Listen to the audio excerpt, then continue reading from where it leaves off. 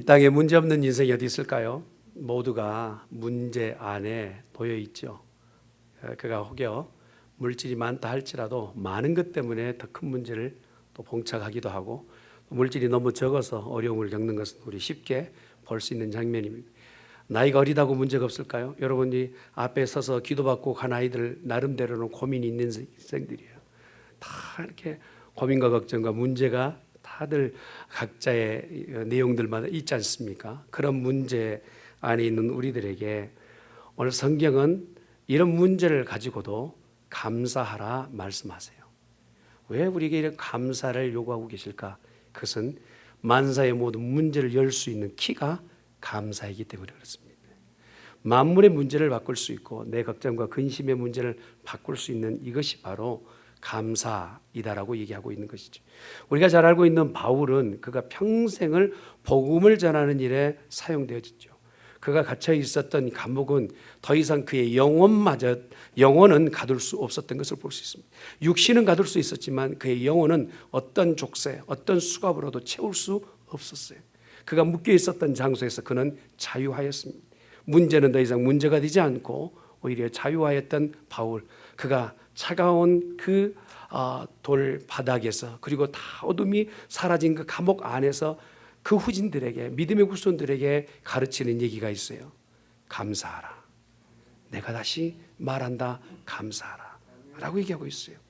바울이 이렇게 애써 감사하라 감사하라 거듭거듭 얘기하고 있는 것은 오늘 우리가 참 감사를 놓쳐버리고 삶의 어떤 저주 가운데 살고 있기 때문에 그렇죠. 여러분, 에덴 동산은요, 담이 없었던 동산이 아닙니까? 그곳에요, 문을 걸어 잠근 아담, 하와는 생각지도 못합니다. 그곳에는 열쇠도 자물쇠도 없었던, 그냥 열려 있었던 곳이 천국 에덴이었어요. 그러나 인생이 죄를 짓고 나서부터 이제 담을 쌓기 시작하고 성을 쌓기 시작하고, 그것에도 성이 안 차서 이제 자물쇠를 채우고 누구도 드나들 수 없는 자기만의 공간을 만들어 놓습니다. 그런데 문제는요, 그렇게 열쇠를 채워놓고 문제는 내가 그 열쇠를 놓치거나 잃어버릴 때가 문제라는 거예요. 보통 우리가 컴퓨터를 처음 시작하게 되면 어떻습니까? 또 집에 새로 집 들어가서 이제 키번호를 하면 나는 안전하고 안심하지만 어느 때요, 그 번호를요 잊어버릴 때가 있어요. 심지어는 컴퓨터 안에 입력할 때 그 키번호를 잊어버려서 아주 당혹스러울 때가 많이 있죠. 여러분 이런 경험하지 않습니까? 열쇠를 하나 채웠어요. 그런데 이 채운 열쇠가 하나는 쉽게 풀리겠지만 산더미처럼 쌓인 이 열쇠를 풀어낼 방법이, 이게 바로 내 인생에 겪고 있는 문제들이라 할 수 있습니다. 여러분 이런 거 경험하셨는가요?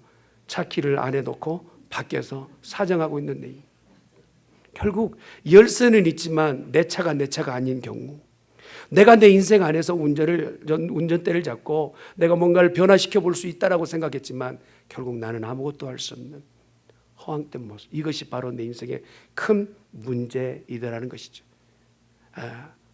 그런데 여러분, 문제만 있다고 해서 그 문제에 답이 없느냐? 유명한 헬렌 켈러는요, 그가 태어날 때부터 모든 문제를 한 몸에 다 안고 태어났어요. 앞을 보지 못할 뿐만 아니라 귀에 들리는 소리가 없어요. 이러한 정도라면 사람으로 살기는 참 적절치 않고 불편하기 이유로 말할 수 없겠죠. 그러나 여러분, 오늘 주보에 제가 기록했던 칼럼의 내용을 보시면 헬렌 켈러가 3일간의 자기의 기도와 기쁨에 대해 기록하고 있는 책의 내용을 보면 하나님 앞에 결론적으로 뭐라 합니까? 한번 따라합시다. 감사합니다. 앞을 보지 못하는 자에게, 귀로 들리는 것이 없는 사람에게 감사의 말이 그게 적절할까요?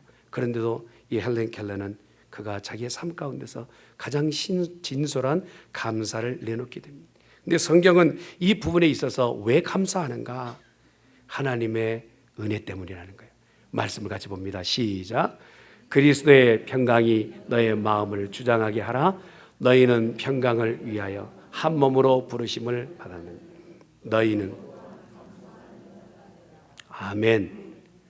여기서 한 몸으로 부르심을 받았다라는 의미는 어떤 내용이냐면 우리 주님과 한 몸이 되었다는 얘기예요.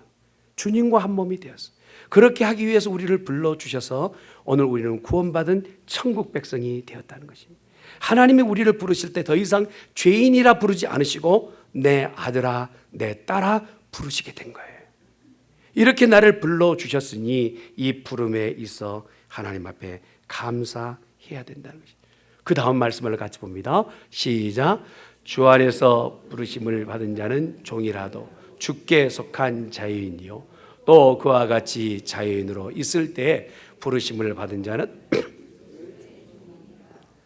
내게 자유를 주시려고 그분과 함께 한 몸이 되었다는 것입니다. 어느 곳에 가든지 더 이상 나는 문제를 뛰어넘는 그러한 인생이 되게 되었다는 것입니다. 이게 바로 하나님의 은혜인 줄 믿습니다. 옆에 있는 분 함께 인사합시다. 하나님의 은혜가 집사님께 함께 하기를 바랍니다. 네 번째로 말씀을 보면 이런 말씀이 있어요. 같이 봅니다. 시작. 하나님이 우리를 하심이 아니요 오직 자기의 뜻과 영원전부터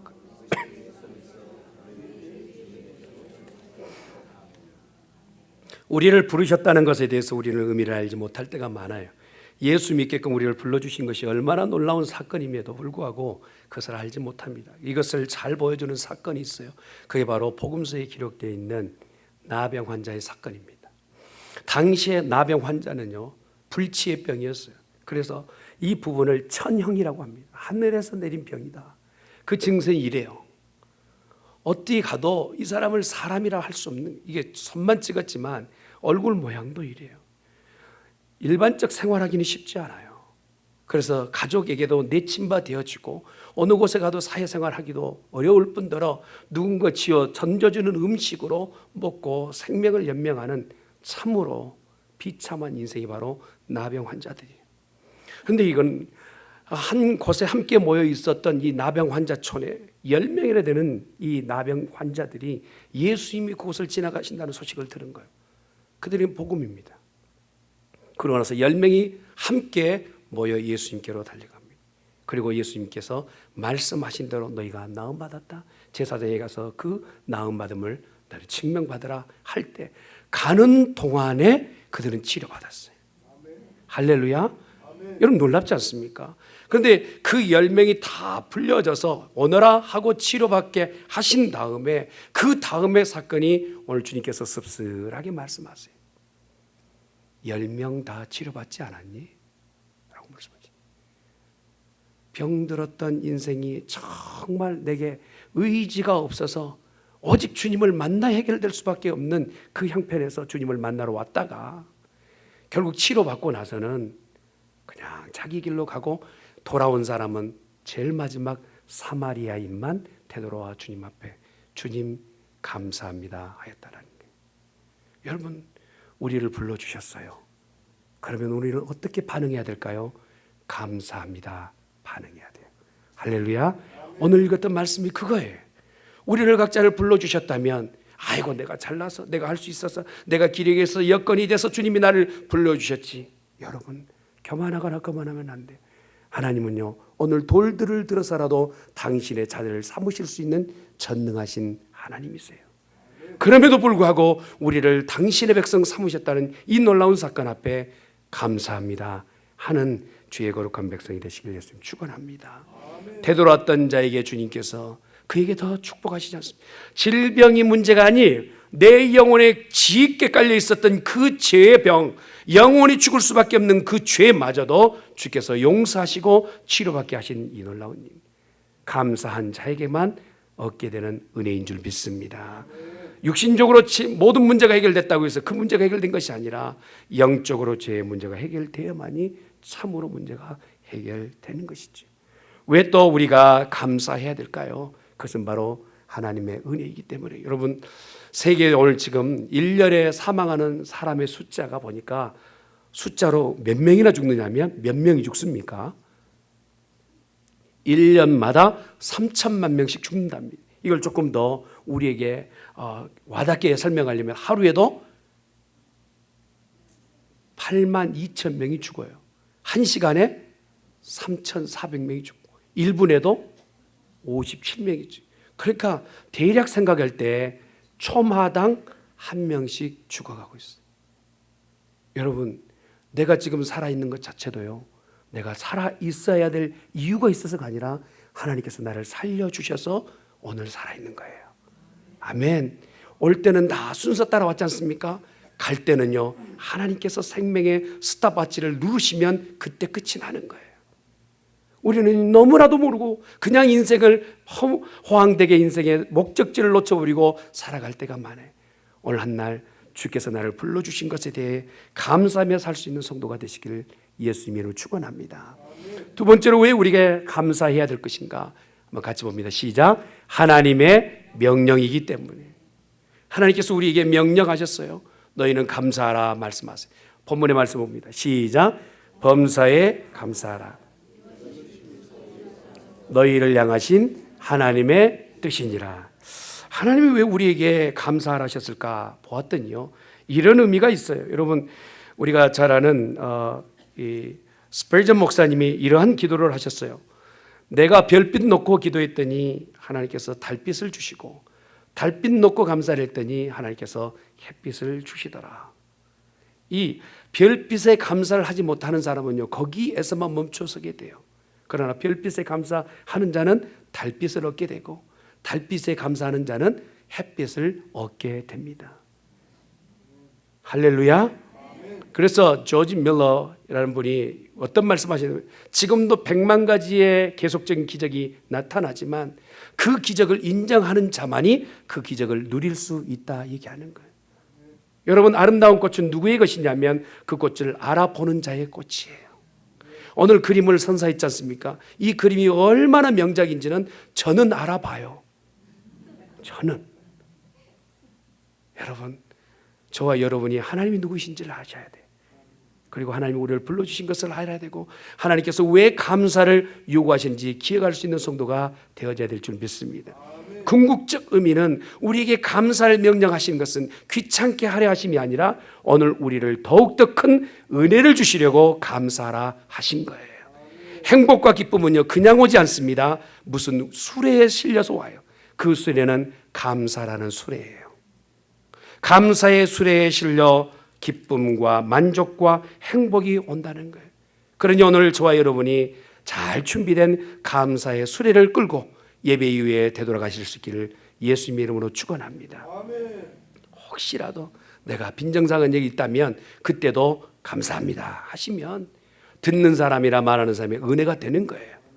아멘. 예, 옆에 있는 분 한 번만 손잡고 감사합니다.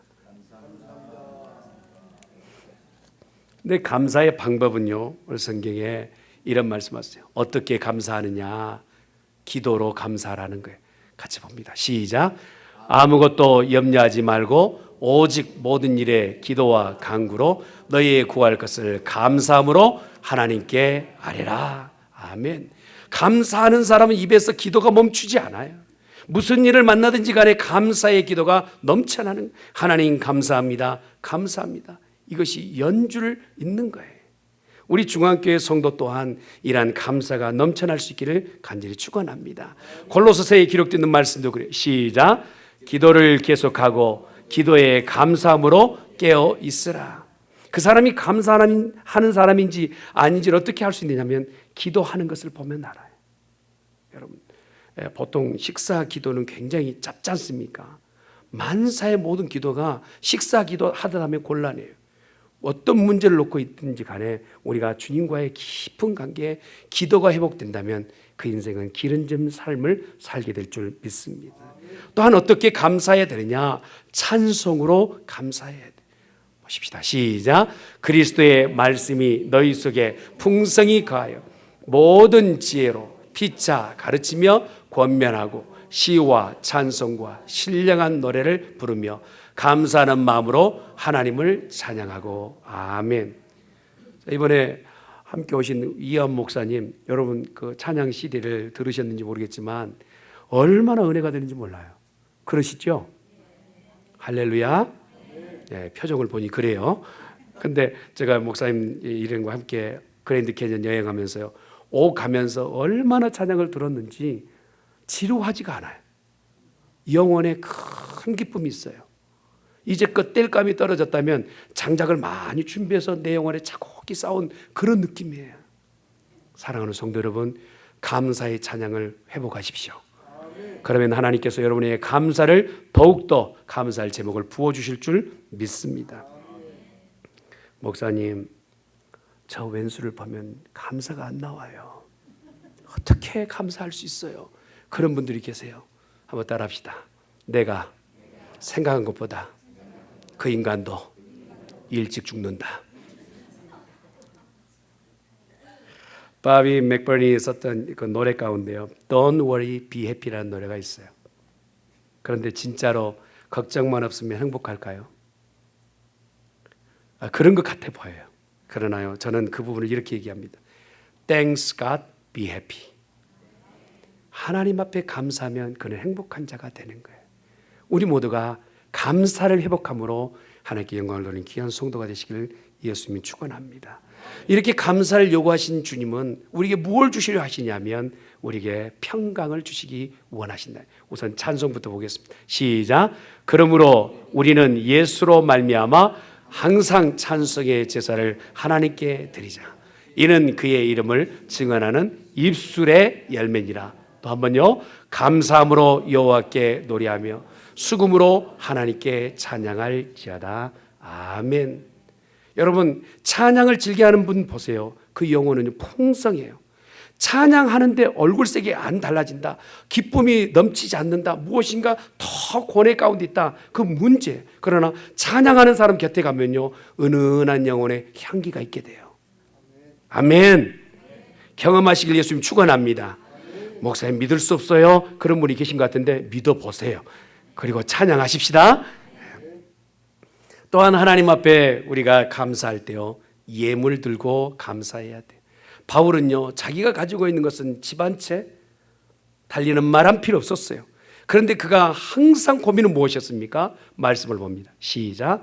우리가 우리 하나님 앞에서 너희로 말미암아 모든 기쁨으로 기뻐하니 너희를 위하여 능히 어떠한 감사로 하나님께 보답할까? 어떻게 해서 내 하나님의 이 감사의 내용을 갚고 싶은데 많든 적든 간에 하나님께 영광 돌리고자 하는 바울의 그 심정, 이것이 바로 감사하는 자의 삶이라는 것. 그러면 이렇게 감사를 쌓은 삶은 어떻게 변하느냐? 평강을 얻게 됩니다. 한번 따라합시다. 평강이 우리에게 주어집니다. 말씀을 봅니다. 시작. 그리스도의 평강이 너희의 마음을 주장하게 하라. 너희는 평강을 위하여 한 몸으로 부르심을 받았나니 너희는 또한 감사하는 자가 되라. 이번에 진료하시는 과정들을 잠깐 그냥 진료하시는 방을 지나면서 보니까요, 마음의 병이 있는 분들이 많아요.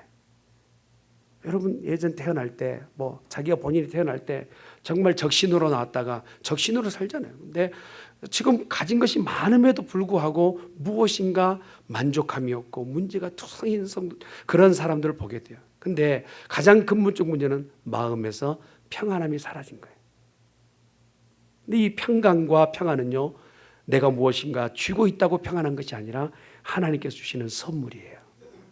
근데 이 평안함으로 들어갈 수 있는 큰 문의 그 열쇠는 무엇이냐? 감사라는 거예요. 하나님의 평안으로 들어가는 그 문의 열쇠는 감사입니다. 그래서 감사함으로 평강을 얻는 성도 되어져야 될 줄 믿습니다. 또한 하나님께 찬양하게 돼요. 말씀을 같이 봅니다. 시작. 그리스도의 말씀이 너희 속에 풍성히 가하여 모든 지혜로 피차 가르치며 권면하고 시와 찬송과 신령한 노래를 부르며 감사하는 마음으로 하나님을 찬양. 감사를 시작하면 찬양이 끊이지 않고 찬양을 하게 되면 감사가 넘쳐나게 돼요. 여러분, 예전에 시골에서 이렇게 물을 뿜는 이 펌프 사용해 보셨나요? 예, 참 오래전 사람이시군요.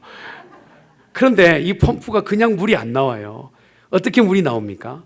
처음에는 물을 부어야 돼요. 아깝죠? 아까운데도 물을 부어야만이 그 물이 다른 물을 끄집어 올려내요. 그걸 뭐라 합니까? 마중물이라고 그래요. 마중물. 우리가요, 감사를 대 놓으면 하나님께서는 그 감사의 끝자락에 또 다른 감사의 제목을 묶어주세요. 할렐루야. 그래서 연줄로 감사가 넘치게 되는 거예요. 오늘 우리가 감사로 찬양을 시작하게 되면 그 찬양이 내 삶 가운데 풍성한 은혜를 남기게 된다는 것이에요. 그러니 오늘 감사를 회복하여 우리 교회 성도들 모두가 입에서 찬양이 끊이지 않길 예수님이 축원합니다. 한번 따라합시다. 죽겠네. 바뀌어서 죽게 있네. 어감은 비슷하죠? 나 죽겠네. 죽겠네가 바뀌어서 죽게 있네로 바뀌기를 예수님을 축원합니다. 또한 마지막으로요. 모든 일에 감사하게 돼요. 감사를 하게 되면 또 다른 감사를 불러내게 되는 것이죠. 말씀을 봅니다. 시작. 범사에 감사하라. 이것이 그리스도 예수 안에서 너희를 향하신 하나님의 뜻이니라. 또한 골로새서에 기록된 말씀. 또 무엇을 하든지 말에나 일에나 다 주 예수의 이름으로 하고 그를 힘입어 하나님 아버지께 감사하라. 아멘. 제2차 세계대전 끝난 직후에 일본의 해군 장교였던 가와가미 기이치라는 사람이 전쟁 끝나고 이제 자기 고향으로 되돌아왔어요. 되돌아와서 보니까 온 동네가 폐허가 된 거예요. 너무 마음이 아팠어요. 전쟁에 패전도 있지만 마을이 다 파괴된 그 장면을 바라보면서 너무 마음이 아파서 그냥 어디다 마음을 둘 곳도 없었어요. 그런데요, 더 고통스러운 게 뭐냐면 그 마을에 아직 살아있는 분들이 이 기이치한테 향하여서 전쟁의 패전병이 무슨 낯이 있어 하면서 손가락질하면서 계속 이렇게 해대는 욕설 때문에 그가 더 힘든, 저것들 때문에 우리가 패전했어.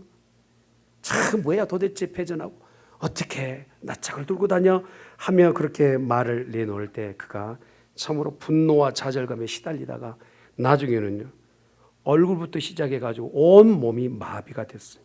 식물인간 상태가 된 겁니다. 병원에 정신과 의사였던 후치타 씨에 의해서 치료를 받게 되는데 차도가 없어요.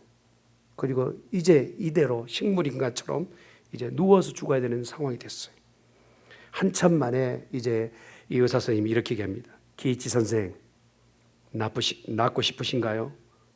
입술은 아직 말을 할 수 있어요. 예, 낫고 싶습니다. 뭐든지 할 수 있습니다. 뭐든지 낫게끔 해보겠습니다. 했더니 이 선생님이 이렇게 얘기합니다. 감사합니다를 매일 1만 번씩 하십시오.